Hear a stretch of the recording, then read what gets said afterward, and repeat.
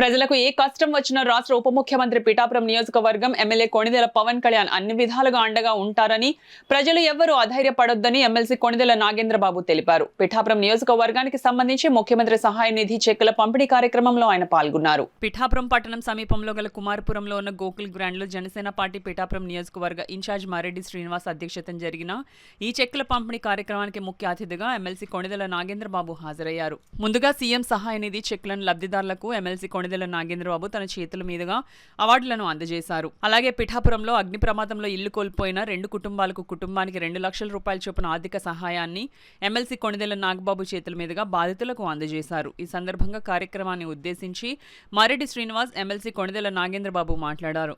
ఈ కార్యక్రమంలో మాజీ ఎమ్మెల్యే పెండెం దొరబాబు, జనసేన పార్టీ నాయకులు, కార్యకర్తలు, అభిమానులు, వీర మహిళలు పాల్గొన్నారు. 18 లక్షలు మరియు ఒక బెనిఫిషరీకి 8 లక్షల రూపాయలు చెక్ అందజేయడం జరుగుతుంది. ఇలా వచ్చిన ప్రతి సీఎం రిలీఫ్ కాస్ట్ ప్రతి దాన్ని కూడా పాస్ చేయడం జరిగింది. ఇది కంటిన్యూస్ ప్రాసెస్. ఇంకా పెండింగ్లో 40 అప్లికేషన్ వరకు ఉన్నాయి. అవి కూడా త్వరలోనే పాస్ చేస్తాం.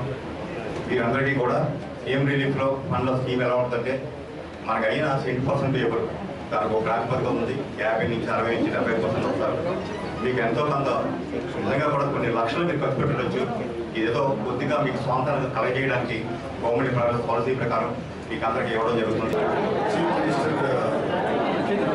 మెడికల్ రిలీఫ్ ఫండ్ నుంచి పవన్ కళ్యాణ్ గారి సిఫార్సు 24 లక్షలు 23 మంది బెనిఫిషియరీస్ ఇవ్వడం జరిగింది.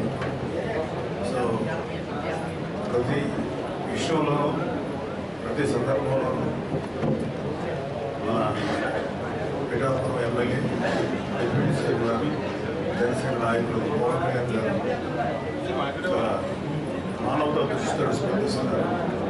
ఆ సందర్భంగా ఆయన సిఫార్సు మేరకు సీఎం రిలీఫ్ ఫండ్ నుంచి ఈ బెనిఫిషియరీ చెక్కులు ఇవ్వడం జరిగింది. వాళ్ళ కష్టంలో వాళ్ళు పంచుకునేటువంటి వాళ్ళ కష్టం పూర్తిగా తీర్చగలం లేదో తెలియదు, కానీ అట్లీస్ట్ వాళ్ళ కష్టంలో పాల్పంచుకునేటువంటి అవకాశం మాకు వచ్చినందుకు వాళ్ళు బాగుండాలని చెప్పి